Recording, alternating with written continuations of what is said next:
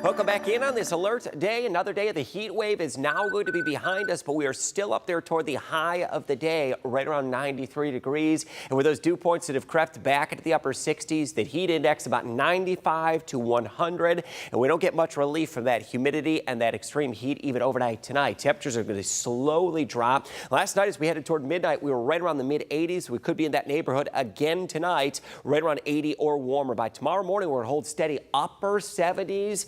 Perhaps just briefly slip it back into the mid 70s overnight tonight. Current readings are still up into the 90s. We've had some areas that did briefly reach toward the mid 90s, slightly cooler off to the north and west, where we have mid to upper 80s up there toward Hillsdale County. Either way you look at it, still got excessive heat advisories and warnings in effect for the entire area. And this is going to continue through at least Friday evening, where we've logged yet another 90-degree day, putting us at a half dozen for the season. And considering last year we only recorded 11 90-degree days, this has been our third in a row, and we average about 19, and we're going to easily add to that count as we go through the next several days. A few isolated showers trying to develop mainly along and east of I-75, one just off of eastern Lucas County over toward Reno Beach. That's drifting over Lake Erie. For the most part, much of the area will stay dry tonight. That storm chance remains very low tonight. We did have widespread storms of northeastern Ohio that did some wind damage, some flash flooding, and gusty winds where some areas are dealing with power outages into northeastern Ohio. 93 in Toledo. Notice this once again, much like yesterday, it's one of the warmest spots on the map across the Great Lakes region, and not only on the map, but across the eastern half of the country. Compared to Miami, Florida, we are still day number 2 warmer than Miami, Florida, which they are at 87 degrees. And if you recall, yesterday I updated you about the winter weather that was ongoing up toward Montana. Now tapering off is the snow that has been falling over the past 24 hours. So what would it look like? June snow up in Montana. How about we take a picture of that? This is out there toward Glacier National Park, a fresh 6 to 12 inches of fluffy white powder.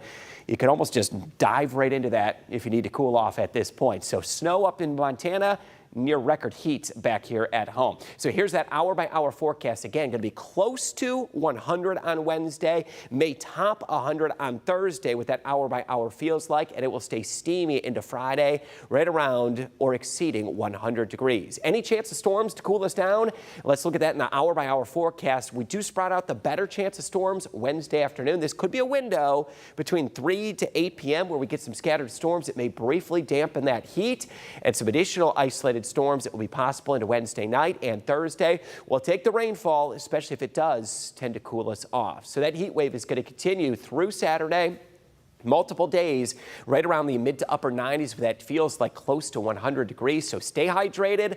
And if you're able to do indoor plans, please head toward that. Mid 70s to upper 70s overnight tonight. Still going to be extremely muggy. We'll put you right around the mid 90s into Wednesday. And if you're thinking Lake Erie to stay cool, still could sneak toward the 90s with some pop-up storms into Wednesday afternoon. Mid to upper 90s Wednesday, Thursday, Friday, and into Saturday. Could get near record warmth for a few of those days.